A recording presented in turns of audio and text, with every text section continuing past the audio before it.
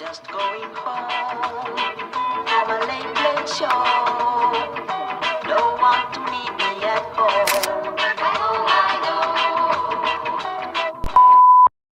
Welcome les copains, j'espère que vous allez bien dans cette nouvelle vidéo. Aujourd'hui je vous retrouve pour vous parler de Parcoursup. Alors pourquoi je reviens pour vous parler de Parcoursup alors que je suis en études sup depuis 2 ans? Et bien justement pour vous donner mes conseils par rapport à Parcoursup. J'ai déjà fait une vidéo, même 2 vidéos sur Parcoursup. Une vidéo, première vidéo réaction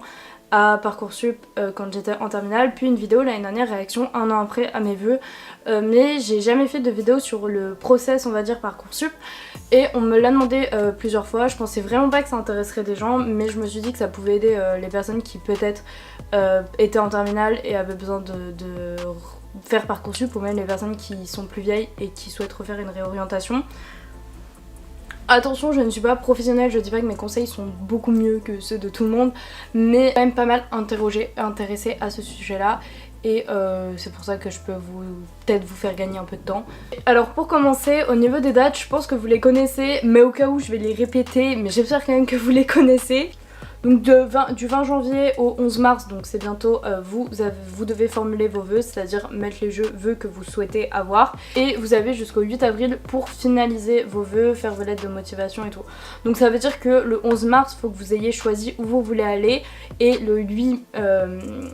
avril, il faut que vous ayez fini tout le process. Et après, ce sera le process de choisir, on va dire, où vous allez. Mais ça, c'est plus vraiment entre vos mains. Enfin, c'est plus vous qui décidez qui va vous prendre ou pas. Alors je vais déjà vous donner mes conseils au niveau juste des vœux et puis après je vous donnerai mes conseils au niveau des lettres de motivation. Donc au niveau des vœux, si vous n'êtes pas encore énormément renseigné, ça peut arriver, sachant qu'en plus je pense que ça a été compliqué parce qu'il n'y a pas forcément les portes ouvertes et tout. Voilà, vous inquiétez pas, il y a beaucoup de gens qui découvrent des formations, genre moi, au moment où vous faites Parcoursup, mais il faut retenir quelques points qui sont assez importants. Déjà, il faut essayer de trouver vers quelle voie vous voulez vous orienter. Je vous dis pas forcément de dire direct ah je vais aller en commerce, ah je vais aller en machin, juste essayer de voir les choses qui vous plaisent. Moi je sais qu'en seconde j'avais fait un test de personnalité, c'était avec une conseillère d'orientation spécialisée dans ça et tout, c'était vraiment pas donné donc je pense que vous pouvez en retrouver sur internet, mais mine de rien ce test avait été assez véridique parce que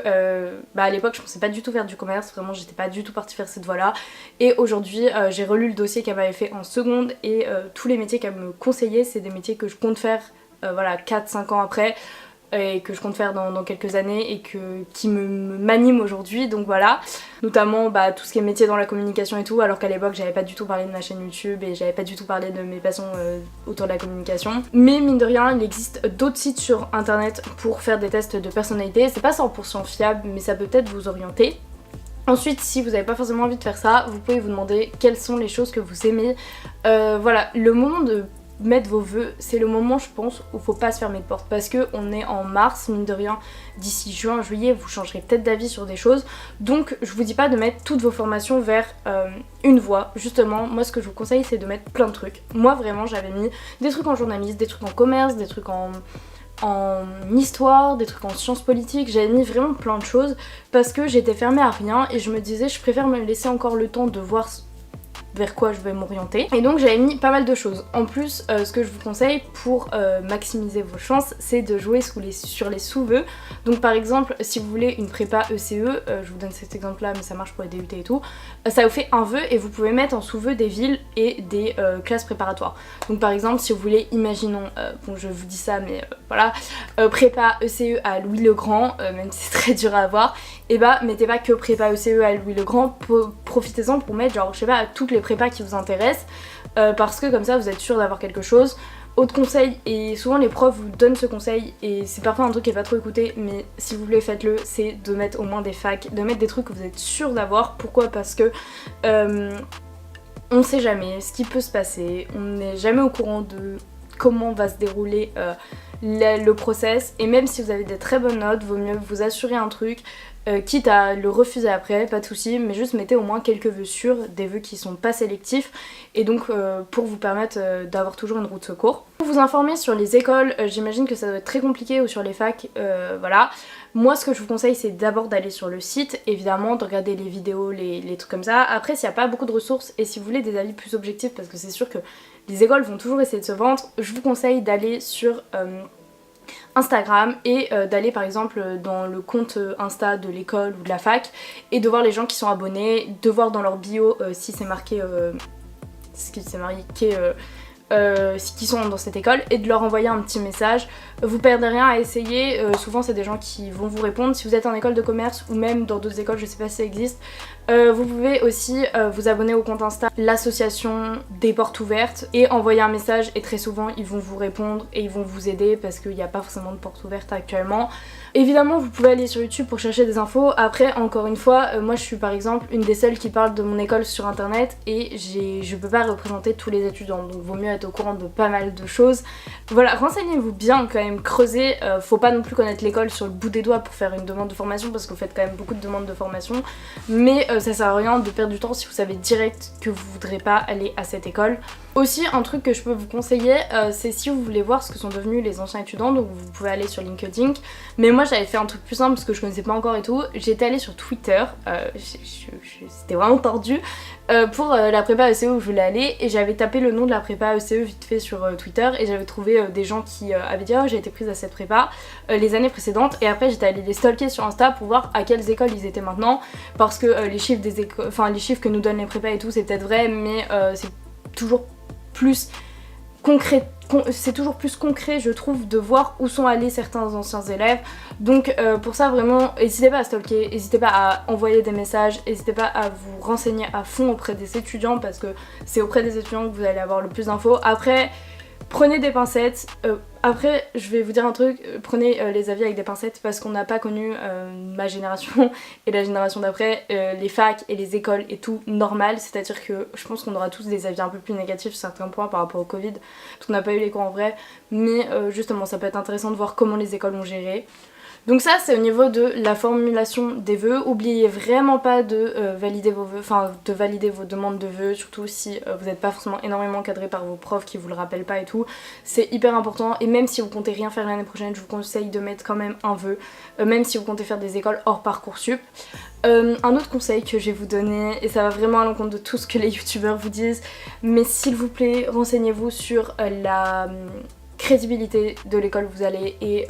du diplôme que vous allez avoir. Je vous dis pas d'aller à HEC, hein, je ne suis pas à HEC, je suis pas dans une des écoles du top 5, non plus des écoles de commerce, mais avant de faire une école de commerce, je me suis vraiment renseignée sur la crédibilité auprès des entreprises de mon école, sur la valeur de mon diplôme parce que je vois beaucoup de youtubeurs, tiktokers et tout qui font la promotion d'écoles de mode, de marketing, de communication et encore une fois je ne dénigre aucune école, hein. Enfin vraiment genre tant que vous vous épanouissez et tant que vous arrivez à mener vos projets professionnels et personnels, je pense que c'est pas votre école qui déterminera tout, mais je trouve ça énorme de payer 10 000 € pour une école qui n'est pas reconnue par l'État ou pour une école qui a seulement quelques années et qui joue beaucoup plus sur on va dire sa communication TikTok que sur on va dire la crédibilité de l'école. Et encore une fois je ne vise aucune école, je me suis pas plus renseignée que ça, mais c'est des choses que je vois et je vous conseille d'énormément faire gaffe et de prendre beaucoup de recul sur ça évidemment. Mais encore une fois il y a plein de youtubeurs qui peuvent vous donner des avis totalement, enfin des avis objectifs mais qui peuvent vous parler aussi des points positifs comme des points négatifs comme je fais, comme Stiltonic fait, enfin comme pas mal de youtubeurs font avec leur école, mais faites attention surtout quand c'est des youtubeurs qui font la promotion d'école où ils ne sont même pas,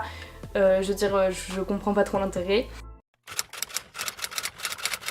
Ensuite au niveau de la lettre de motivation, ce que je peux vous dire c'est de pas vous prendre trop la tête. Déjà il y a plein d'écoles très sincèrement qui je pense ne regardent pas les lettres de motivation, mais au cas où, il faut se donner à fond dedans, mais juste c'est vraiment très court, donc n'essayez pas de faire des trucs hyper longs et tout. Enfin moi je sais que j'avais fait une lettre pour Sciences Po Paris et je trouvais ça très frustrant de faire les lettres de Parcoursup parce que j'avais vraiment l'impression qu'ils ne me connaissaient pas et qu'ils ne savaient rien de moi, mais déjà jouez beaucoup sur la syntaxe, l'orthographe, la grammaire, tout ça il faut que ce soit parfait, étant donné qu'ils vont avoir beaucoup de lettres et que d'autant plus et que en plus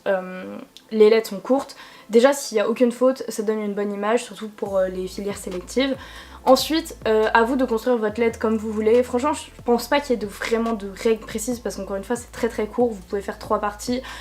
Simplement je vous conseille de commencer votre lettre par une formule de politesse et de la finir par une formule de politesse aussi, donc ça vous pouvez en trouver plein sur internet, de bien signer à la fin nom, prénom. Je vous conseille au début de votre lettre de dire par exemple actuellement étudiante au lycée machin machin, en section européenne machin, nanana. Et moi souvent ce que je faisais c'est que je racontais pas ma vie et toutes mes expériences parce que je me disais bah j'ai pas le temps, mais je disais par exemple être animatrice et passer mon BAFA m'a permis de développer une certaine rigueur et un certain sérieux qui pourront m'aider pour mes études en prépa. Enfin là je vous refais pas mes lettres, surtout que je les ai plus, je les ai recherchées parce que je voulais vous les montrer, mais je ne les ai plus. Mais voilà, en fait à chaque fois que vous donnez un argument sur vous ou une info sur vous, essayez de la relier à l'école. Donc c'est moi, vous, pourquoi on devrait être ensemble. Très souvent dans les lettres de motivation, on fait une partie avec où un peu tu te présentes, ensuite tu présentes l'entreprise et ensuite t'expliques pourquoi tu devrais être dans cette entreprise. Sauf que là c'est tellement court que moi je vous conseille de vous personnaliser votre lettre, pas trop non plus parce que vous savez pas qui la lira, vraiment vous savez pas qui est en face de vous, c'est un peu compliqué, c'est pas comme quand vous postulez dans une entreprise et que vous connaissez l'image de l'entreprise, mais essayez simplement de montrer que vous faites des choses en dehors de l'école, et si vous faites rien en dehors de l'école, ça peut arriver, essayez de montrer que vous êtes quand même engagé dans votre travail scolaire. Vraiment il faut faire ressortir le meilleur de vous, tout le monde a un truc à dire sur lui, tout le monde a quelque chose à préciser, et même si c'est une activité un peu loufoque, bah dites-vous qu'ils vous retiendront. Je sais pas, si vous êtes passionné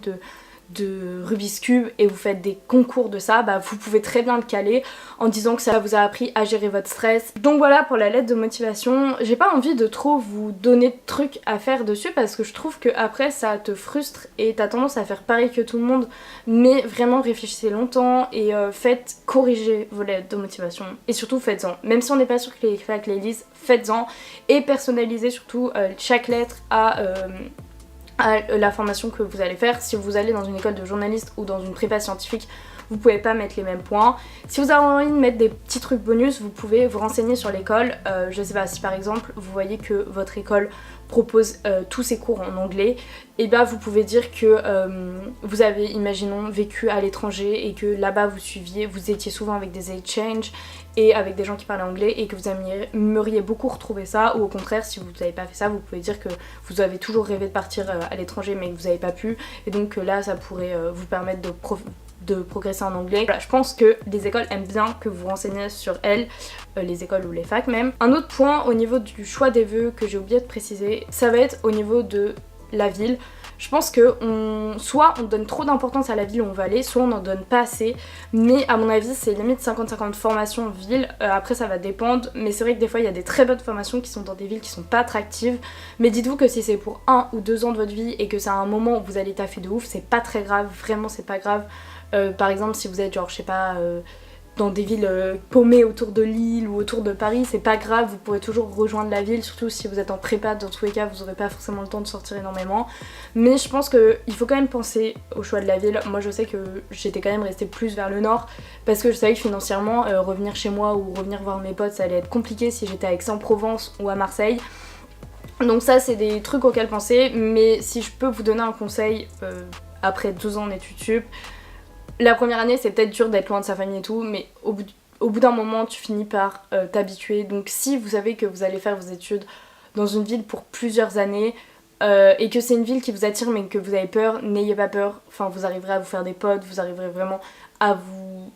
développer dans cette ville, et au pire vous pourrez toujours faire des changements je pense au fur et à mesure des années. Mais donc voilà, vous focalisez pas trop sur la ville, prenez pas une formation parce que c'est à Paris, vous avez trop envie de vivre à Paris mais que cette formation vous intéresse pas, mais prenez pas non plus une formation qui vous intéresse énormément dans une ville où vous savez que vous allez pas être épanoui.